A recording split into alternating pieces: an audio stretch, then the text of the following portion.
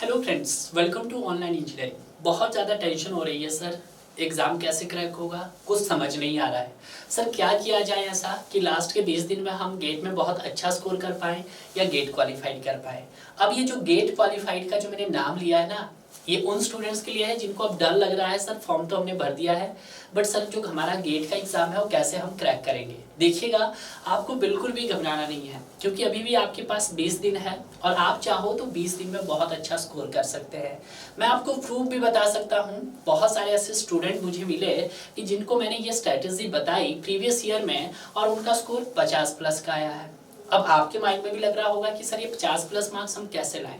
आपको कुछ भी नहीं करना है। आपको जो भी यहाँ पे सिलेक्टेड टॉपिक में नाम लूंगा, आपको उन टॉपिक को कवर करना है। देखिएगा, काम कुछ ज़्यादा नहीं है। अगर आप हर एक दिन में 3 टॉपिक कवर करते हैं तो जो ये टॉपिक मैंने लाए हैं टोटल 40 टॉपिक, इनको आप एटलीस्ट 13 दिन में कंप्लीट कर सकते हैं। जब आप 13 दिन में कंप्लीट कर सकते हैं तो मुझे तो ऐसा लग रहा है कि 20 दिन में तो आप बहुत कुछ कर सकते हो यार। क्लियर है? क्योंकि भाई जब आपने गेट एग्जाम का फॉर्म भरा होगा तो आपके माइंड में क्वेश्चन तो रहा ही होगा कि सर मैं गेट एग्जाम की तैयारी कर लूँ। क्लियर है?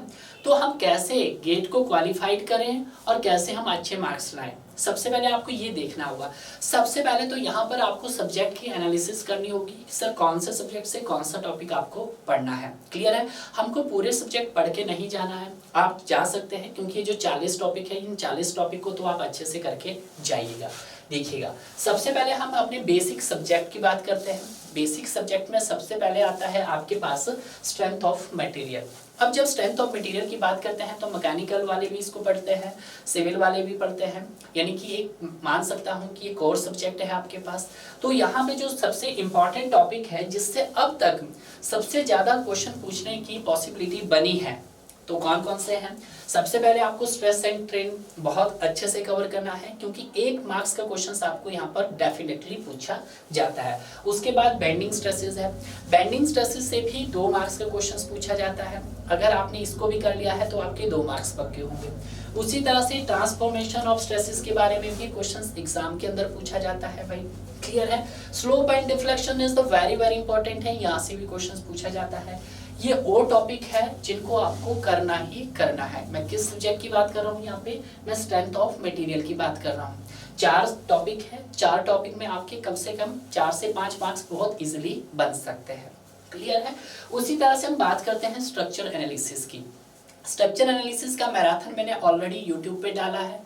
अगर आप उस मैराथन को कर पा रहे हो और उसके पीवाईक्यूज को उसी तरह से कवर कर रहे हो जैसे मैंने वहाँ पे करवाया है, तो आपको कुछ भी पढ़ना नहीं है। आपके 2 से 3 मार्क्स के क्वेश्चन जो आपके गेट एग्जाम में पूछे जाते हैं वो आप बहुत अच्छे से कवर कर लेंगे।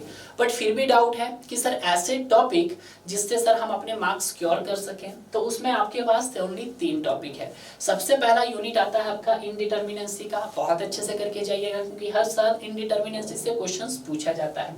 उसके बाद IRD से भी क्वेश्चंस पूछा जाता है और उसके बाद ट्रस्ट भी आप कवर कर लीजिएगा। अगर मैं बात करता हूं स्ट्रक्चर एनालिसिस के टोटल टॉपिक आपको कितने कवर करने हैं? आपको ओनली 3 टॉपिक कवर करने हैं। क्लियर है? तो इसलिए आपके 2 से 3 मार्क्स बन सकते हैं। उसी तरह से हम बात करते हैं आपके RCC सब्जेक्ट की। RCC सब्जेक्ट्स भी आपके लिए काफी इंपॉर्टेंट है। गेट एग्जाम में 4 से 6 मार्क्स के लिए पूछा जाता है। सबसे इंपॉर्टेंट क्या है यहाँ पे? सबसे पहले आपको बीम देखना है। देखिएगा, बीम में आपको सिंगली रेनफोर्स बीम और डबली रेनफोर्स बीम बहुत अच्छे से करना है। हालांकि डबली रेनफोर्स बीम से भी कोई क्वेश्चंस नहीं पूछा जाता है और ना ही पूछा गया अभी तक। 1 या 2 क्वेश्चंस पूछे गए हैं, उनको आपने कवर नहीं करना है। बट सिंगली रेनफोर्स से क्वेश्चंस पूछने की पॉसिबिलिटी ज्यादा बनती है। जो भी उसका एनालिसिस पार्ट और डिजाइन पार्ट है उसको आप बहुत अच्छे से कर लीजिएगा। क्लियर है? उसी तरह से शेयर रेनफोर्समेंट से भी आपके क्वेश्चंस फ्रेम किए जाते हैं। और उसके बाद प्री स्ट्रेस कंक्रीट। अगर आपने RCC के अंदर ये 3 टॉपिक कवर कर लिए तो आप 4 से 6 मार्क्स बहुत इजीली बना सकते हैं। क्लियर है? उसी तरह से हम बात करते हैं आपके स्टील स्ट्रक्चर्स की। देखिएगा, स्टील स्ट्रक्चर वैसे तो बहुत सारे स्टूडेंट को जो स्ट्रक्चर वाले सब्जेक्ट होते हैं, जैसे आपका प्रीवियस में मैंने देखा है स्ट्रक्चर एनालिसिस हो गया, RCC हो गया, DSS हो गया, बहुत सारे स्टूडेंट्स को ये टफ लगते हैं। टफ ये नहीं होते हैं, ये आपके माइंड में एक मीथ भरा हुआ है कि सर ये टफ है, तब आपने इनको टफ बना दिया है। अगर मैं बात करता हूँ नॉन स्ट्रक्चरल सब्जेक्ट के साथ इनकी एनालिसिस, तो उनसे भी बहुत ईजी है ये सब्जेक्ट। एक बार पढ़ लो, कंसेप्ट क्लियर कर लो तो आपके मार्क्स सिक्योर हो जाएंगे। क्लियर है? स्टील स्ट्रक्चर से आपको ज्यादा नहीं पढ़ना है, आपको सिर्फ 2 ही टॉपिक यहाँ पे कवर करने हैं। ठीक है, पहला है प्लास्टिक एनालिसिस जो हर साल क्वेश्चन पूछा जाता है, और दूसरा है आपके पास कनेक्शन। क्लियर है? तो ये हमारे सब्जेक्ट जो कवर किए हमने, ये स्ट्रक्चर वाले सब्जेक्ट थे। कौन कौन से? एक सॉम हो गया आपका, एक आपका स्ट्रक्चर एनालिसिस हो गया, आरसीसी हो गया, और डिजाइन ऑफ स्टील स्ट्रक्चर हो गया। क्लियर है? उसके बाद आती है आपके नॉन स्ट्रक्चरल सब्जेक्ट की बारी। Non structural subject GATE exam के लिए काफी ज़्यादा इंपॉर्टेंट है। सबसे पहले हम बात करते हैं फ्लूइड मैकेनिक्स की। फ्लूइड मैकेनिक्स आपके पास 8 से 9 मार्क्स के लिए पूछा जाता है गेट में। कौन से टॉपिक आपको कवर करने हैं कि जिनसे आपके 5 से 6 मार्क्स फ्लूइड मैकेनिक्स में बन सकते हैं? पहला है आपके पास force on plane and curve surface, दूसरा है आपका वेंचुरी मीटर कंसेप्ट, तीसरा है laminar flow, velocity profile, pipe flow, Reynolds and Froude's law. ठीक है, तो यही टॉपिक है फ्लूइड मैकेनिक्स के जिनके ऊपर आपने थोड़ा सा फोकस करना है। कौन कौन से? आपके पास force on plan and curve surface हो गया आपका, वेंचुरी मीटर कंसेप्ट हो गया, लैमिनार फ्लो हो गया, वेलोसिटी प्रोफाइल हो गया, पाइप फ्लो हो गया, रेनॉल्ड्स एंड फ्रोड्स लॉ हो गया। क्लियर है? अगर आप इतने टॉपिक बहुत अच्छे से कर पा रहे हो तो आप बहुत इजीली अपना स्कोर कर सकते हैं। क्लियर है? उसके बाद आता है सॉइल मैकेनिक्स। सॉइल मैकेनिक्स जो गेट एग्जाम में वेटेज रहती है, टोटल 15 मार्क्स की वेटेज रहती है। क्लियर है? जिसमें जो इंपॉर्टेंट टॉपिक है देखिएगा, एक है phase diagram, consolidation, seepage and effective stress, shear strength, तेजागी थ्योरी फॉर बेयरिंग कैपेसिटी। अगर आप इतने टॉपिक्स को कर पा रहे हैं तो 15 में से कम 8 से 9 मार्क्स बड़ी इजीली आ सकते हैं। अब सवाल सबसे बड़ा ये उठता है कि सर जैसे हम इन टॉपिक्स को कवर कर रहे हैं तो इन टॉपिक का हम प्रैक्टिस कैसे करें? इन टॉपिक की जो प्रैक्टिस आप करोगे, जो भी आपका गेट का पीवाईक्यू है इन टॉपिक से रिलेटेड, आप उसको बहुत अच्छे से कवर कर लीजिएगा। क्लियर है? क्योंकि ये 13 डेज का प्लान में आपके कंप्लीट हो रहे हैं, क्योंकि हर दिन आप 3 टॉपिक कवर कर रहे हैं, तो 13 दिन में आपके टोटल 40 टॉपिक कंप्लीट हो जाने चाहिए। लास्ट के जो आपके पास यहाँ पे 10 से 12 दिन बचते हैं, उन 10 से 12 दिन में आप अपने मॉक देना शुरू कीजिएगा। क्लियर है? मॉक आप जितनी ज्यादा दोगे, कम से कम 10 मॉक आपको लगाने चाहिए। अब आप बोलोगे कि सर मॉक में तो ऐसे भी टॉपिक के क्वेश्चन होंगे जो हमने नहीं किए। देखिएगा, आप उनको स्किप कीजिएगा, आप उन्हीं टॉपिक पकड़िएगा अपने मॉक में भी जो आपने यहाँ पर कवर किए हैं। क्लियर है? उसी तरह से हम बात करते हैं आपके हाईवे इंजीनियरिंग की। हाईवे इंजीनियरिंग में भी ज्यादा नहीं है, आपके पास 4 टॉपिक है जिनको आपको कवर करना है। साइड डिस्टेंस हो गया, सुपर एवेल्युएशन हो गया, वेस्टर मेथड हो गया, और कैपेसिटी ऑफ हाईवे हो गया। अगर आप इतने टॉपिक को कवर कर लेते हैं, क्योंकि ये भी आपके मार्क्स में कितने मार्क्स का पूछा जाता है गेट में, सर 6 से 7 मार्क्स का पूछा जाता है। ये टॉपिक कर लेते हो तो इनसे 4 मार्क्स आपके पक्के हो सकते हैं। क्लियर है? लास्ट में आता है सर्विंग। सर्विंग की वेटेज भी उतनी ज्यादा नहीं है, 2 से 3 मार्क्स के लिए पूछा जाता है। पूरा सर्वे आपको पढ़ना भी नहीं है। 3 मेजर टॉपिक है, इन टॉपिक को कर लो तो बात बन जाएगी। कंपास सर्विंग हो गया, ट्रेवर्सिंग हो गया, एंड लेवलिंग हो गया। क्लियर है?